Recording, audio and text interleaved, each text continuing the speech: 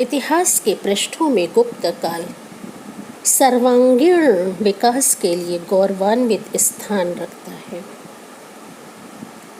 पराक्रमांक समुद्रगुप्त, विक्रमांक चंद्रगुप्त, महेंद्रादित्य कुमार गुप्त और क्रमादित्य स्कंदगुप्त जैसे प्रतिभाशाली गुप्त नरेशों ने अपनी दिग्विजयों से सुविशाल साम्राज्य का निर्माण किया।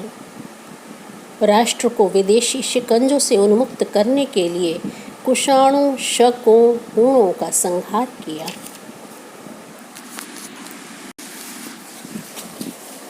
गुप्त राजवंश की स्थापना लगभग 275 ईस्वी में महाराज गुप्त द्वारा की गई थी। हमें यह निश्चित रूप से पता नहीं है कि उसका नाम श्री गुप्त था या केवल गुप्त। उसका कोई भी लेख अथवा सिक्का नहीं मिला है। गुप्त नरेश अपनी वंशावली अभिलेखों में महाराज श्री गुप्त से प्रारंभ करते हैं। पुराणों में इस कुल के शासकों को गुप्त वंशजाः अर्थात गुप्त की संततियां कहा गया है। संभावनाएं दोनों हैं, इसके संस्थापक का नाम गुप्त रहा हो अथवा इसके संस्थापक का वास्तविक नाम श्री गुप्त रहा हो। अनुमानतः उसने 275 ईस्वी में शासन करना प्रारंभ किया। इसके नाम की 2 मोहरें मिली हैं। एक के ऊपर मिश्रित संस्कृत और प्राकृत भाषा में गुप्तस्य लेख है और दूसरी मुद्रा में संस्कृत में श्री गुप्तस्य लेख है।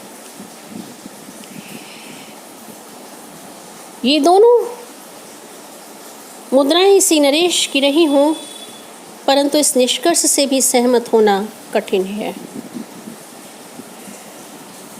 गुप्त वंश के राज्य के अभिलेखों में इस नरेश के लिए महाराज उपाधि का प्रयोग मिलता है और महाराज की उपाधि का प्रयोग उसे मांडलिक प्रमाणित करता है। सिल्वा लेवी और सुधाकर चट्टोपाध्याय उसे मुरुंडों के अधीन शासक बताते हैं। फ्लीट और राखाल दास बनर्जी ने उसे शकों का सामंत कहा है, तो काशी प्रसाद जायसवाल के अनुसार वह लिच्छवियों की अधीनता स्वीकार करता था।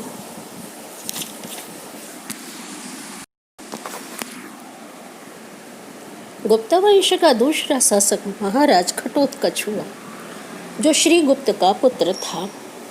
प्रभावती गुप्ता के पूना और रिद्धपुर ताम्रपत्रों में उसे ही गुप्त वंश का आदि राजा यानी प्रथम शासक बताया गया है। स्कंदगुप्त के सुपिया लेख में भी गुप्तों की वंशावली घटोत्कच के समय से प्रारंभ होती है और इस आधार पर कुछ विद्वानों का सुझाव है कि वस्तुतः घटोत्कच ही इस वंश का संस्थापक था, किंतु इस प्रकार का निष्कर्ष तर्क संगत नहीं है। गुप्त लेखों में इस वंश का प्रथम शासक श्रीगुप्त को ही कहा गया है। ऐसा लगता है कि घटोत्कच के काल में ही सर्वप्रथम गुप्तों ने गंगा घाटी में राजनैतिक महत्ता प्राप्त की हो। अल्टेकर और आरजी बसाक का विचार है कि उसी के काल में गुप्तों का लिच्छवियों के साथ वैवाहिक संबंध स्थापित किया गया होगा और इसी कारण शायद कुछ लेखों में घटोत्कच को ही गुप्त वंश का आदि राजा कहा गया है। इसके भी कोई लेख अथवा सिक्के नहीं मिलते हैं। इन दोनों ही शासकों के नाम के पूर्व महाराज की उपाधि को देख करके इनकी स्वतंत्र स्थिति में संदेह होता है और इन्हें सामंत शासक माना जा सकता है। काशी प्रसाद जायसवाल का मत है कि गुप्तों के पहले मगध पर लिच्छवियों का शासन था और प्रारंभिक गुप्त नरेश इन्हीं के सामंत रहे होंगे। फ्लीट और बनर्जी शकों के सामंत मानते हैं। सर्वप्रथम चंद्रगुप्त प्रथम ने ही गुप्त वंश को शकों की अधीनता से मुक्त किया था। इस प्रकार प्रारंभिक गुप्त नरेश किस सार्वभौम शक्ति की अधीनता को स्वीकार करते थे, यह निश्चित करना कठिन है, लेकिन यह निश्चित है कि वे सामंत ही रहे होंगे।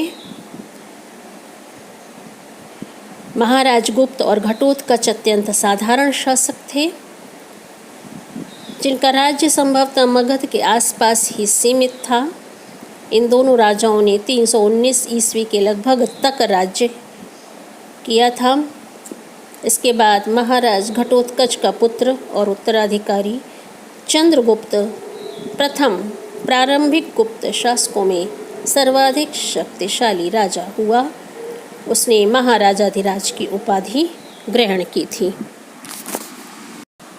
रमेशचंद्र मजूमदार का अनुमान है कि घटोत्कच अपने पिता से अधिक प्रभावशाली रहा होगा। सुपिया से प्राप्त अभिलेख में गुप्त वंश को घटोत्कच वंश कहा गया है। श्री घटोत्कच तत्वंशे प्रवर्तमाने महाराज श्री समुद्रगुप्त, और इससे संकेत मिलता है कि वह अपने कुल का प्रथम नरेश था, जिससे उसको विशेष प्रसिद्धि में लाने में सफलता प्राप्त हो सकी थी। ब्लॉक महोदय ने भ्रमवश वैशाली की मुद्रा के घटोत्कच गुप्त से महाराज घटोत्कच की समता की, जो सर्वमान्य नहीं है। इसी प्रकार पूना ताम्रपत्र और रिद्धपुर अभिलेख व कटक वंश द्वारा उत्कीर्ण कराए गए थे। उनके राजकीय प्रशस्तिकारों को गुप्त वंशावली का उतना वास्तविक ज्ञान नहीं था। गुप्त वंशावलियों में समुद्रगुप्त को स्पष्टतः शब्दों में सर्वदा महाराज गुप्त का प्रपौत्र और घटोत्कच का पौत्र कहा गया है। स्पष्ट है कि श्री गुप्त का पुत्र घटोत्कच, घटोत्कच का पुत्र चंद्रगुप्त प्रथम और चंद्रगुप्त प्रथम का पुत्र समुद्रगुप्त था।